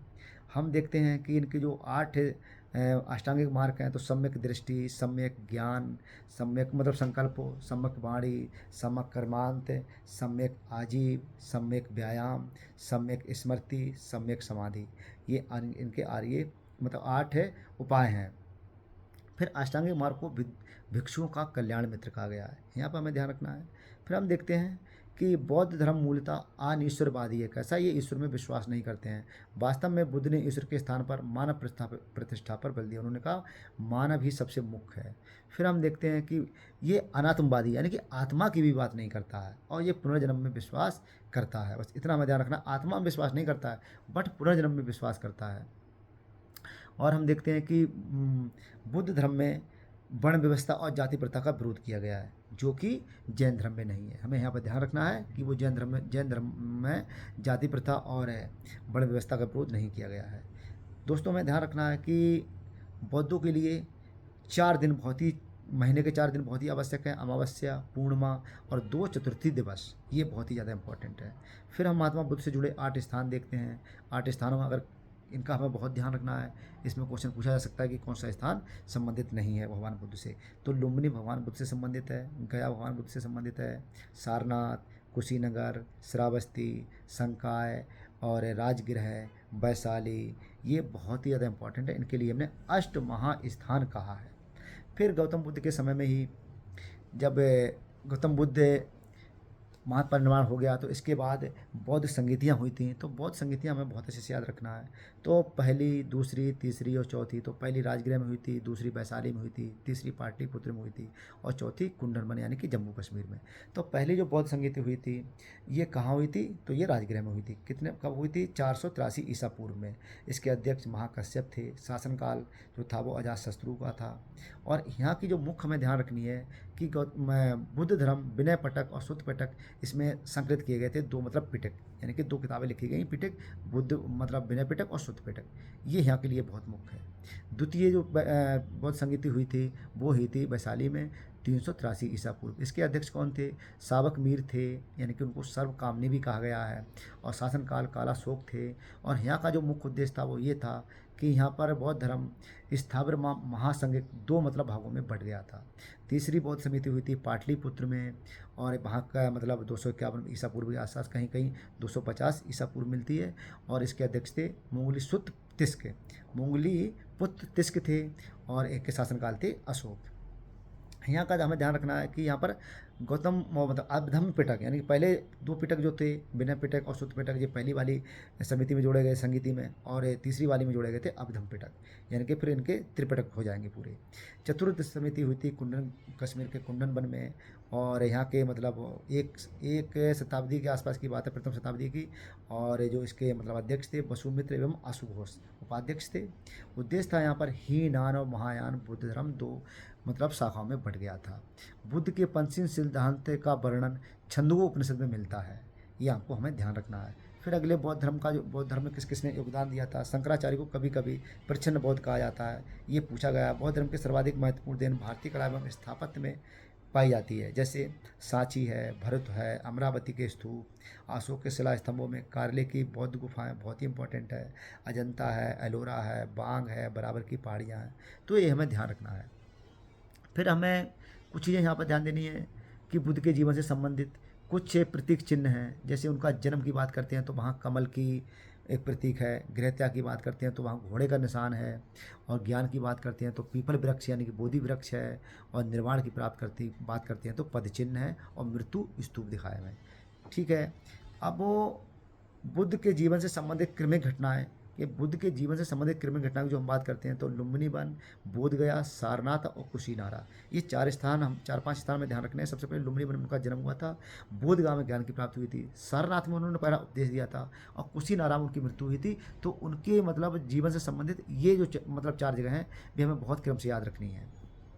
हमको बस यहाँ से ये ध्यान देना। फिर हम ध्यान देते हैं कि हाँ, जैन धर्म के बारे में। अब आपको दोस्तों जैन धर्म को पढ़ना है बहुत अच्छे से। जैन परंपरा के अनुसार जैन धर्म में 24 तीर्थंकर हुए थे। ठीक है। अब पार्श्वनाथ का काल जो था वो महावीर स्वामी से 250 वर्ष ईसा पूर्व पहले का था। तो ये थोड़ा सा ध्यान रखना है। इनके अनुयायियों को यानी कि जैन धर्म को जो अनुयायी होते हैं उनको हम निर्ग्रंथ कहते हैं, ये ध्यान देने वाली बात है। फिर हम देखते हैं कि इनके पहले जो वो थे तीर्थंकर वो ऋषभदेव थे, जो कि बहुत ही ज़्यादा इम्पॉर्टेंट है। अब ये कहा भी गया है कि ऋषभदेव और पार्श्वनाथ जो दो ही मतलब वो सही तरीके से अगर उनका विवरण मिलता है, बाकी तो सब संदिग्ध पाए जाते हैं। फिर हम बात करते हैं 24 तीर्थंकर की, जो कि महावीर स्वामी थे। इनका जन्म कहाँ हुआ था? ये सीधे सीधे पूछा जाता है। इनका जन्म कुंडनग्राम यानी कि बज संघ के ज्ञात कुल के प्रधान सिद्धार्थ के यहाँ 540 ईसा पूर्व में इनका जन्म हुआ था। इनकी माता का नाम त्रिशला था, जो कि लिच्छवी राजकुमारी थी, तथा उनकी पत्नी का नाम यशोदा था। अब वो यशोदा की एक पुत्री थी, यानी कि महावीर स्वामी की एक पुत्री थी प्रियदर्शना, विवाह जिनका हुआ था जमाली के साथ। तो हमें यहाँ पर थोड़ा सा ध्यान देना है। महावीर स्वामी जो थे वो मातृ पक्ष से, यानी कि उनकी मम्मी जो थी वो बिंबिसार और अजातशत्रु के निकट संबंधी थी, ये ध्यान देना है। फिर हम देखते हैं इनका जो मतलब जब इनको कैबल की प्राप्ति हो गई थी तो ये कैबलिन कहलाए थे, अर्थात जिन। और जिनका मतलब होता है आहर, यानी कि निर्ग्रंथ मतलब जिन, विजेता, अहर, योग एवं निर्ग्रंथ बंधन रहित जैसी उपाधियां इन्होंने धारण की थी। और पावा में 72 वर्ष की अवस्था में 468 ईसा पूर्व महावीर स्वामी को मतलब हस्तिपाल के द्वारा जो वहाँ का राज प्रसाद दिया गया, तो उनको महानिर्वाण प्राप्त हुआ था। तो ये ध्यान रखने वाली बात है। फिर हम देखते हैं कि जैन धर्म के त्रिरत्न कौन कौन से हैं। तो सम्यक श्रद्धा है, सम्यक ज्ञान है और सम्यक आचरण है। जैन धर्म में निर्वाण जीवन का अंतिम लक्ष्य पाया जाता है। और फिर आगे हम देखते हैं कि जैन धर्म से संबंधित कि ये जो धर्म था इसमें ईश्वर की स्वीकारता नहीं है, अगर मगर ईश्वर की है तो जिनके बाद में है, तो ये भी आपको ध्यान रखना है। अब वो राष्ट्रकूट जो राजा थे उन्होंने दक्षिण भारत में सबसे ज़्यादा जैन धर्म का प्रचार प्रसार में उन्होंने योगदान दिया था। जैनों के उत्तर भारत में दो प्रमुख केंद्र हैं, उज्जैन एवं मथुरा, जो कि बहुत ही इंपॉर्टेंट है। दोस्तों में ध्यान रखना है, जैन परंपरा के अनुसार अरिष्टनेमी भागवत धर्म के वासुदेव कृष्ण के समकालीन थे, अरिष्टनेमी। और आगे हम ध्यान देते हैं कि जो हम ऋग्वेद देखते हैं उसमें दो मतलब वो तीर्थंकर उनके नाम मिलते हैं, ऋषभदेव के नाम मिलते हैं, अरिष्टनेमी। तो ये क्वेश्चन बार बार पूछा गया, आपको ध्यान यहाँ से रखना है। जैन धर्म में 4 सदस्य थे। जैन धर्म के 4 सदस्य होते हैं, भिक्षु होते हैं, भिक्षुणी होती हैं, श्रावक होते हैं और श्राविका। दोस्तों हमें आगे ध्यान देना है कि यहाँ कर बौद्ध के समय में यानी कि बुद्ध जैनों के समय में 2 समितियाँ हुई थी, जैन समितियाँ। तो पहली जो सभा हुई थी वो हुई थी पाटलिपुत्र में, जो कि 300 ईसा पूर्व की बात है और चंद्रगुप्त मौर्य काल के शासनकाल के समय की बात है। और इसकी जो अध्यक्षता की थी वो स्थूलभद्र ने की थी। तो दोस्तों प्रथम बौद्ध समिति पाटलिपुत्र में हुई थी, जिसमें जैन धर्म के 12 अंगों का संपादन हुआ था। स्थूलभद्र एवं समुद्र विजय नामक स्थापनों की। अब वो जैन धर्म जो था वो दिगंबर एवं श्वेतांबर 2 भागों में बढ़ गया था। द्वितीय समिति हुई थी, ये बल्लभी में हुई थी, यानी कि गुजरात बल्लभी में। तो ये सभा देवर्षि क्षमाश्रम इसके अध्यक्ष थे। तो ये ध्यान रखने वाली बात है। फिर यहाँ पर आपको ये ध्यान देना है कि जो जैन धर्म था इसको कौन कौन संपोषण कर रहे थे, किन किन राजा को इनको संरक्षण प्राप्त था। तो उदयन थे, बिम्सार थे, अजातशत्रु थे, चंद्रगुप्त मौर्य थे और खारवेल थे। इन्होंने बहुत ही ज़्यादा इनको संपोषण दिया था। फिर हम बात करते हैं कि श्वेतांबरों से संबंधित कुछ उनके वस्त्र थे, जिनको हमने फलक, कैपीन और चीवर कहा है। दोस्तों फिर हम पढ़ते हैं भागवत धर्म। अब भागवत धर्म के बारे में बात करते हैं। तो इसमें इस धर्म के जो संस्थापक थे वो वासुदेव कृष्ण थे, जो कि वृषणवंशीय यादव कुल के नेता थे। और फिर हम देखते हैं वासुदेव भक्त या उपासक भागवत कहलाए। नहीं, कृष्ण के जो वासुदेव कृष्ण के जो भक्त थे वो कौन कहलाए थे, उपासक भागवत। भागवत धर्म संभवतः सूर्य पूजा से संबंधित है, आपको यहाँ पर ध्यान रखना बहुत जरूरी है। भागवत धर्म का सिद्धांत था भगवत गीता। अब हम देखते हैं कि विष्णु के जो 24 अवतारों की बात की गई है, तो उसमें लास्ट वाले हम अवतार ध्यान रखना है कि बुद्ध और उसके बाद कल्कि, ये बहुत चर्चे में रहते हैं। तो सबसे लास्ट वाला कल्कि था और कल्कि से पहले बुद्ध को मतलब जो उनके 10 अवतार हुए हैं तो उनके बारे में हम बात। तो 9वें कौन से थे, बुद्ध, और 10वें थे कल्कि। तो ये बहुत इंपॉर्टेंट है। फिर दोस्तों हम बात करते हैं कि वहाँ पर कुछ संप्रदाय थे और उनके कुछ आचार्य थे। जैसे वैष्णव संप्रदाय था तो इसके आचार्य, इनका मत जो था वो विशिष्ट द्वैतवाद था और रामानुजन के आचार्य थे। यहाँ से क्वेश्चन बनता ही बनता है 100%। फिर हम देखते हैं ब्रह्म संप्रदाय, इसके मतलब जो मत था वो द्वैतवाद था और माधवाचार्य इसके संपादक मतलब आचार्य थे। फिर रुद्र संप्रदाय बहुत इंपॉर्टेंट है, शुद्धाद्वैतवाद, स्वामी वल्लभाचार्य थे इसके। फिर हम सनक संप्रदाय पढ़ते हैं, द्वैतवाद मत था और निम्बकाचार्य इनके मतलब आचार्य थे। फिर दोस्तों हम पढ़ते हैं महाजनपद। तो 16 महाजनपदों को जो हम देखते हैं, सबसे पहले तो 16 महाजनपदों की जो जानकारी हमें प्राप्त होती है वो अवंतर निकाय में हमें मिलती है। फिर अवंतर निकाय के बारे में जो हम देखते हैं तो वैशाली, अब वो महाजनपद जो हम जिक्र होता है तो महाजनपद से ही ये क्वेश्चन आया था कि महाजनपद की जो मतलब जगह हैं, यानी कि जो महाजनपद से संबंधित जो 16 महाजनपद पाए जाते हैं, इसमें उत्तर प्रदेश में कितने महाजनपद पाए जाते हैं। हमें दोस्तों ध्यान रखना है कि 8 स्थान हैं, काशी है, कौशल है, अंग है, मल्ल है, चेदी है, वत्स है, कुरु है और पांचाल। ये 8 जगह उत्तर प्रदेश में पाई जाती हैं। हमें ध्यान रखना है काशी वाला एरिया कौन सा है, सीधे सीधे पूछता है राज और राजधानी। तो काशी की राजधानी थी वाराणसी, कौशल की थी श्रावस्ती, मल्ल की थी कुशीनारा यानी कि पावा, चेदी की थी सुक्तिमत और वत्स की थी कौशाम्बी। कौशाम्बी हमें इसमें बहुत ज़्यादा ध्यान रखना है क्योंकि प्रयागराज इसी के अंतर्गत आता है। कुरु की थी इंद्रप्रस्थ, पांचाल की थी उत्तरी पांचाल अहिछत्र और दक्षिणी पांचाल, जिसकी कंपिल में पाई जाती है। और अंग की राजधानी चंपा में। तो ये ध्यान रखने वाली बात है बहुत ज़्यादा। 16 महाजनपदों में मगध सबसे शक्तिशाली था और जैन ग्रंथ भगवती सूत्र में भी 16 महाजनपदों के जिक्र मिलते हैं। और 16 महाजनपदों में आपको ध्यान रखना है कि अजमेर एक ऐसा जनपद है जो कि दक्षिण भारत में पाया जाता है, गोदावरी के आसपास, नदी के आसपास। ठीक है, यहाँ पर ये ध्यान रखने वाली बात है। फिर हम देखते हैं बुद्धकालीन 4 शक्तिशाली राजतंत्र थे, कौशल, मगध, वत्स और अवंती। ये कैसे थे? राजतंत्र बहुत शक्तिशाली, कौशल, मगध, वत्स और अवंती। तो 16 महाजनपदों में 8 महाजनपद भारत मतलब उत्तर प्रदेश में पाए जाते हैं। और उत्तर प्रदेश में के जो मतलब हैं काशी, कौशल, अंग, कहाँ काशी, कौशल, अंग, मल्ल, चेदी, वत्स, कुरुपांचाल। ये हमें बहुत अच्छे से ध्यान रखना है। अब यहाँ से पूछने लगा कि क्षेत्र, जैसे सूरसेन का सूरसेन जो एरिया है वो मथुरा का एरिया है, तो हमें बहुत अच्छे से इंद्रप्रस्थ दिल्ली का एरिया है, तो हमें याद रखना है बहुत ज़्यादा। ठीक है, अहिछत्र की राजधानी पूछ लेता है, मतलब वो जो बरेली का एरिया है, बरेली के आसपास और फर्रुखाबाद, ये सब अहिछत्र में पाया जाता है। फिर हमें दोस्तों याद रखना है, यहीं पर जब महाजनपद की बात चलती है तो एक महाजनपद होता है मगध। मगध को हम देखते हैं कि मगध का उत्कर्ष कैसे होता है। ये 544 ईसा पूर्व से लेकर 412 ईसा पूर्व की बात करता है। और मगध राज्य का जो उत्कर्ष हुआ है वो मतलब सबसे पहले हमें ध्यान रखना कि मगध राज्य का सबसे शक्तिशाली जो राजा होता वो बिंबिसार हुआ था, जो हर्यक वंश के थे। मगध साम्राज्य का वास्तविक संस्थापक भी यही थे। फिर दोस्तों हम ध्यान रखते हैं कि मत्स्य पुराण में बिंबिसार को क्षौत्राजस यानी कि जैन साहित्य में श्रेणिक कहा जाता है। फिर बिंबिसार ने अपने राजवैद्य जीवक को अवंती नरेश चंड प्रगोत के राज्य में चिकित्सार्थ भेजा था। ये क्वेश्चन बहुत ही इंपॉर्टेंट है। अब इनकी पत्नी पूछी जाती है कि बिंबिसार की पत्नी, इनकी प्रथम पत्नी कौशल देवी यानी कि कौशल राज प्रसेनजित की बहन तथा दूसरी पत्नी लक्ष्मी राजकुमारी चेलन्ना थी। ये मोस्ट इंपॉर्टेंट है। फिर हम बात करते हैं अजातशत्रु की। अब अजातशत्रु की हम बात करते हैं तो इनके पिता बिंबिसार की हत्या करके कुणिक मगध का शासक बना था। अजातशत्रु अपनी राज्यवादी नीति के अंतर्गत उसने काशी बज्जी संघ को लंबे समय संघर्ष के बाद अपने उसमें मिला लिया था। इन्हीं ने सबसे पहले अजातशत्रु ने जो रथमूसल और महाशिलाकंटक नामक हथियारों का सबसे पहले इन्होंने प्रयोग किया था। इनके शासनकाल के 8वें वर्ष में बुद्ध को निर्वाण प्राप्त हुआ था और इन्हीं के शासनकाल के समय में श्रुति पिटक व विनय पिटक को लिपिबद्ध किया गया था। यहाँ पे आपको बहुत अच्छे से ध्यान रखना है। फिर हम बात करते हैं उदयन की।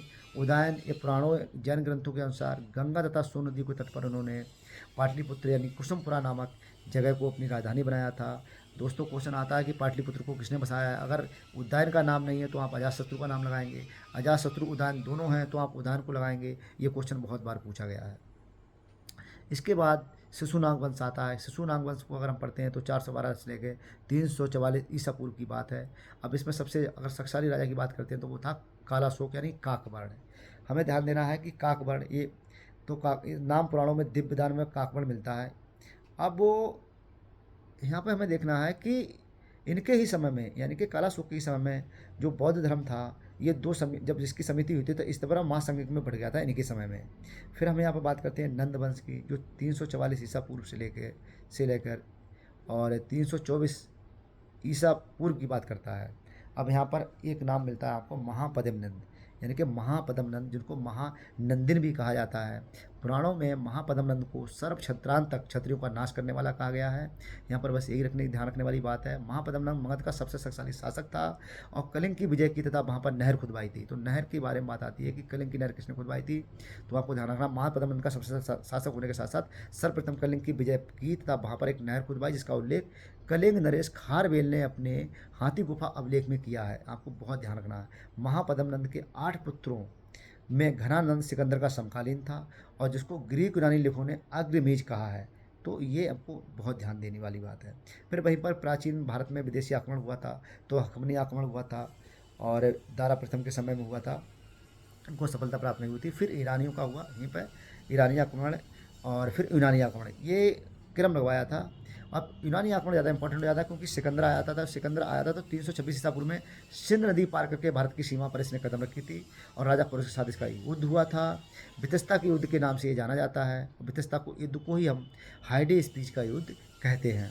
सिकंदर का जो यहाँ पर युद्ध था, सिकंदर विजित भारतीय प्रदेशों को अपने सेनापति फिलिप को सौंप कर वापस लौट गया था और इसका बेबीलोन में 323 में इसका निधन हो गया था। इसका प्रभाव ये रहा है कि जब वो यूनानी जब आए थे तो उनसे बड़ा प्रभाव पड़ा था भारत पर। तो यूनानी आक्रमण के प्रभाव के अंतर्गत भारतीयों ने मुद्रा निर्माण और छत्र प्रणाली यहाँ पर शुरू की थी और उलूक शैली, तो ये बहुत ही मतलब परिवर्तन हुआ था। दोस्तों। फिर हमें ध्यान देना है मौर्य साम्राज्य। अब हम मौर्य साम्राज्य को थोड़ा जल्दी जल्दी देख लेते हैं। मौर्य राजवंश के विषय में हमें विभिन्न स्रोतों से जानकारी मिलती है। हम देखते हैं ब्राह्मण साहित्य में कि जो पुराण है, कौटिल्यकृत अर्थशास्त्र है, विशाखदत्त कृत मुद्रा राक्षस, कथा सत्यसागर सोमदेव और बृहत कथा मंचरी, क्षेमेंद्र, महाभास, पतंजलि आदि से जानकारी हमें मिलती है किसकी, मौर्य वंश की जानकारी। और बौद्ध ग्रंथों में दीप वंश, महावंश, टीका, महाबोधि वंश, दिव्यदान आदि महत्वपूर्ण ग्रंथ पाए जाते हैं। दोस्तों चंद्रगुप्त मौर्य को हम पढ़ते हैं बहुत अच्छे से। चंद्रगुप्त मौर्य को किसी ने शूद्र कहा है, तो किसी ने क्षत्रिय कहा है, किसी ने कहा है कि वृषल। यानी कि हम देखते हैं कि ब्राह्मण साहित्य इसको मतलब चंद्रगुप्त मौर्य को शूद्र मानता है, और जैन साहित्य इसको क्षत्रिय मानता है, और विशाखदत्त की जो मुद्रा राक्षस है वो कहती है कि वृषल, यानी कि निम्न कुल में ये पैदा होने वाले व्यक्ति थे। इससे कोई तो क्वेश्चन यहाँ से नहीं पूछा जाता है। आपको ध्यान ये रखना है कि अगर चंद्रगुप्त मौर्य को पढ़ रहे हैं तो चंद्रगुप्त मौर्य ने यूनानी शासक सैल्यूकस निकेटर को मतलब पराजित किया था। अब वो इसके फलस्वरूप चंद्रगुप्त सैल्यूकस के बीच संधि हुई थी, और सैल्यूकस ने चंद्रगुप्त को 500 हाथी लेकर बदले में एशिया, अराकोनिया, कांधार, मकरान जैसी जगह इनको दे दी थी। चंद्रगुप्त मौर्य को दक्षिण भारत की विजय के विषय में जानकारी, चंद्रगुप्त के संबंध में जो हमें जानकारी मिलती है वो मिलती है अहनानूर और मुरनानूर से। तो दोस्तों यहाँ पर यही ज़्यादा इंपॉर्टेंट है। जैन लेखों के अनुसार चंद्रगुप्त मौर्य के शासनकाल के अंत में मगध में 12 वर्षों का भीषण अकाल पड़ा था। ये क्वेश्चन पूछ लिया जाता कभी कभी। फिर हम यहाँ पर देखते हैं इनका मतलब वो इन्हीं डायनेस्टी में फिर इनके बाद बिंदुसार आए थे। इनको हमने अमित्र चेरस कहा गया है, अमित्र घात, और इनका अन्य नाम पुराणों में मिलता है मद्रसार और सिंहसेन। इनके बारे में कहा जाता है कि एथीनियस नामक एक अन्य यूनानी लेखक ने बिंदुसार तथा सीरिया के शासक एंटियोकस प्रथम के बीच मैत्रीपूर्ण पत्र व्यवहार का विवरण दिया है, जिसमें भारतीय शासक ने 3 वस्तुओं की मांग की थी। मतलब वो यूनानी शासक थे और उन्होंने कहा कि मीठी मदिरा चाहिए मुझे, सूखी अंजीर चाहिए और एक दार्शनिक। तो मीठी मदिरा अंजीर तो दे दी गई मगर दार्शनिक उन्होंने उपलब्ध नहीं कराया। बिंदुसार के बारे में हमें ध्यान रखना है कि आजीविक संप्रदाय से संबंध रखते थे। एक क्वेश्चन बहुत बार पूछा गया है। फिर हम बात करते हैं अशोक की। ये बहुत ही इंपॉर्टेंट है हमारे लिए।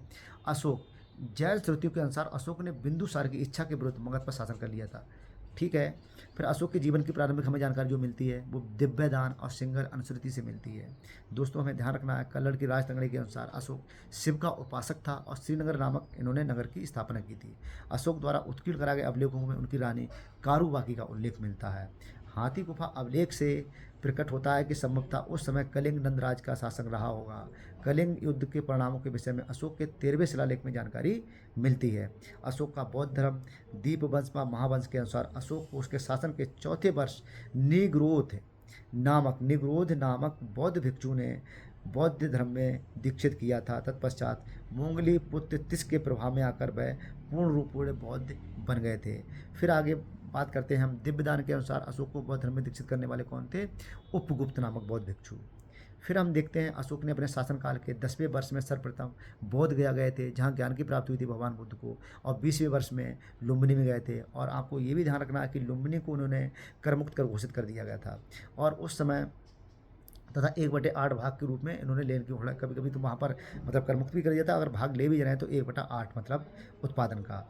दोस्तों हम देखते हैं कि नेपाल के तराई एरिया में अशोक का एक अभिलेख मिलता है, रुमनदेही अभिलेख।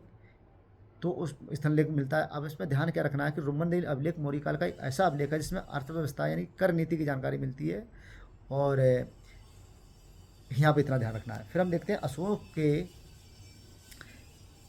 ने बराबर की पहाड़ियों में अशोक ने आजीविकों के निवास के लिए, जो आजीविक थे उनके निवास के लिए इन्होंने 4 गुफाओं का निर्माण कराया था, जिनके लिए हम कहते हैं एक विष झोपड़ी है, एक सुदामा है, एक कर्ण है, एक चौपाड़ है। ये बहुत ही इंपॉर्टेंट है। अब ये क्वेश्चन अब 2024 में पूछा गया, अशोक का धर्म कहाँ से लिया गया है, वह राहलोबाद सुत से ली गई है। ये हमको बहुत अच्छे से ध्यान रखना है। दूसरे एवं 7वें स्तंभ लेख में अशोक ने धम्म की व्याख्या की है, ये भी इम्पोर्टेंट हो जाता है। राज्याभिषेक से संबंधित मास्की शिलालेख से ज्ञात होता है कि वह शुद्ध शाक्य उन्होंने खुद के लिए कहा था दोस्तों। फिर हम ध्यान देते हैं कि अशोक के सभी अभिलेखों का जो मतलब विषय है वो प्रशासनिक है, और जो रुमनदेही का अभिलेख हम देखते हैं नेपाल में, उसका जो संबंध है वो आर्थिक है। दोस्तों हमें ध्यान रखना है कि उन्होंने महापात्रों का भी गठन किया था। महापात्र को मतलब नवीन कर्मचारियों की नियुक्ति की थी। इनका काम था कि धर्म प्रचार कर कल्याणकारी कार्य करना, धर्म प्रचार करके कल्याण के कार्यों को करना। फिर हम देखते हैं इन्होंने क्षमा श्रवण नामक के मतलब वो की नियुक्ति की थी। इनका क्या काम था, ये धर्म संदेश देते थे। अब अशोक तेरा प्रथम शासक ऐसा था जिन्होंने अवलोकों के माध्यम से अपनी प्रजा को संबोधित किया था, यानी कि अवलोकों के माध्यम से उन्होंने अपनी प्रजा को संबोधित किया था। इसकी प्रेरणा उन्हें ईरानी शासक दारा प्रथम यानी डेरियसियस से प्राप्त हुई थी। मौर्य साम्राज्य के पतन के कारण पूछे जाते हैं तो आपको ध्यान रखना है कि उसकी धार्मिक नीति भी हो सकती है जिसके पतन के कारण। अहिंसक एवं शांतिप्रिय नीति इनकी रही है। आर्थिक कारण भी रहे हो सकते हैं। कमजोर उत्तराधिकारों का इनका आना ये भी रहा था। केंद्रीकृत होना, रोमला थापर कहती हैं कि इनका शासन बहुत केंद्रीकृत था। अधिकारी तंत्र अप्रशिक्षित था। तो ये हमको ध्यान रखना है। फिर दोस्तों यहाँ से पूछा जाता है मौर्यकालीन कुछ मतलब टर्मोलॉजी है जिसको पूछा जाता है। समाहर्ता किसे कहते हैं? ये राजस्व विभाग का प्रधान था, जिसे हम वित्त मंत्री अर्थात फाइनेंस मिनिस्टर कह सकते हैं। सन्निधाता ये राजकीय कोषाध्यक्ष था, यानी कि राजकीय कोषाध्यक्ष मतलब ट्रेजरी ऑफिसर। प्रदेष्टा बहुत इंपॉर्टेंट है, ये फौजदारी न्यायालय का प्रधान न्यायाधीश होता था। अब हम देखते हैं कि इसी में एक प्रशस्ता होता है, ये राजकीय आज्ञाओं के लिपिबद्ध करने वाला अधिकारी। आपको यहाँ पर कंफ्यूज नहीं होना है। समाहर्ता राजस्व विभाग का प्रधान, सन्निधाता राजकीय कोषाध्यक्ष यानी ट्रेजर ऑफिसर, प्रदेष्टा फौजदारी कंटक शोधन न्यायालय का प्रधान न्यायाधीश, और प्रशस्ता प्रदेष्टा और प्रशस्ता राजकीय आज्ञाओं को लिपिबद्ध करने वाला अधिकारी। हम देखते हैं मौर्य प्रशासन कैसा था। मौर्य शासन का अंतर्गत भारत में पहली बार राजनीतिक एकता देखने को मिलती है, मतलब राजनीतिक एकता सबसे पहले यहाँ आई। कौटिल्य ने राज्य के सप्तांग सिद्धांत का यहाँ पर वर्णन किया है, और इनके हमें ध्यान रखना कि 7 अंग होते हैं। राजा है, अमात्य है, जनपद है, दुर्ग है, कोष है, सेना है और मित्र। फिर हम दोस्तों ध्यान रखते हैं कि जो इनका प्रशासन था वो शीर्षक अधिकारी थे, जिनकी संख्या हमें 18 प्राप्त होती है। और प्रांतीय शासन कैसा था? चंद्रगुप्त मौर्य ने शासन की सुविधा के लिए 4 प्रांतों में विभाजित किया, और 4 प्रांतों की मतलब जो प्रांत है उनकी राजधानी पूछी जाती हैं, बहुत ही इंपॉर्टेंट होती हैं। उत्तरापद की राजधानी थी आपकी तक्षशिला, दक्षिणापद की थी सुवर्णगिरी, अवंती राष्ट्र की थी उज्जैनी, और कलिंग की थी तोसली, और प्राची की थी पाटलिपुत्र। बहुत इंपॉर्टेंट है, आपको यहाँ से अच्छे से ध्यान रखना है। फिर हम देखते हैं कि इनके समय में एग्रोनोमोई एक पद था। ये किसके लिए कहा जाता था? कहीं कहीं मिलता है मार्ग निर्माण का एक विशेष अधिकारी, और इसको ब्रैकेट में लिखा हुआ होता है जिलाधिकारी। हमें ध्यान रखना है कि एक मार्ग निर्माण का विशेष अधिकारी था, मार्ग निर्माण यानी कि पीडब्ल्यूडी जो आजकल वर्तमान में है वो एग्रोनोमोई। फिर हम देखते हैं एंटीनोमोई, ये थे आपके नगर आयुक्त, यानी कि नगर आयुक्त। राजुक बहुत इंपॉर्टेंट है। राजुक कौन थे? राजुक ये ग्रामीण जनपदों की देखभाल करने के लिए इनकी नियुक्ति होती थी, और कर संग्रह के साथ साथ एक न्यायिक कार्य भी करते थे। फिर हम देखते हैं महापात्र, ये नगर प्रशासन से संबंधित थे, तो बहुत इंपॉर्टेंट है। अब रज्जुक को जो हम देखते हैं, जो जनपद न्यायाधीश को रज्जुक कहा जाता था, ये भी एक हमें ध्यान देना है। अब वहीं पर देखते हैं कि कुछ नर मतलब पुरुष गुप्तचर थे तो उनको हम क्या कहते थे? संती, तिषणा, शरद, जबकि स्त्री गुप्तचर हमको उनको कहते थे वृषली, भिक्षुकी, परिव्राजक। दोस्तों मौर्यकालीन आर्थिक व्यवस्था, राजकीय अर्थव्यवस्था कृषि, पशुपालन और वाणिज्य पर आधारित थी, हमको बहुत अच्छे से याद रखना है। और वहाँ पर कुछ टैक्स थे। सीता बार बार पूछा गया है क्या था? ये राजकीय भूमि से होने वाली आय थी जिसको सीता कहा गया है। और भाग क्या था? कृषकों द्वारा उत्पादित सामग्री थी। फिर हम पढ़ते हैं प्रवेश क्या था? ये आयात कर था जो लगभग 20% रहा था। निष्क्राय का था, ये मतलब वो निर्यात कर था। बलि क्या था? एक प्रकार का भू राजस्व था। प्रणय का था, ये इमरजेंसी टैक्स था यानी कि आपातकालीन कर, ये बहुत ही इंपॉर्टेंट है। हिरण पूछा जाता है, ये अनाज के रूप में ना होकर नगद लिया जाने वाला टैक्स था।